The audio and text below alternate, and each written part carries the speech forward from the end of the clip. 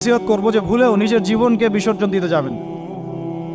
আল্লাহ রাব্বুল আলামিন আপনাদেরকে সৃষ্টি করেছেন তার ইবাদত করার জন্য এবং তার জমিনে তার দিনটাকে প্রতিষ্ঠা করার জন্য। খেলায় খেলায় আপনার জীবনটা নষ্ট করবেন না, ঠিক আছে ভাই? আল্লাহ পাক বোঝার তৌফিক দান করেন। তো কলম সৃষ্টি করার পরে কিয়ামত পর্যন্ত সব লেখা হয়ে গেছে। এখন আমাদের এই পৃথিবীতে তো মানুষ ছিল না, ছিল? এদিকে মনোযোগ দেন।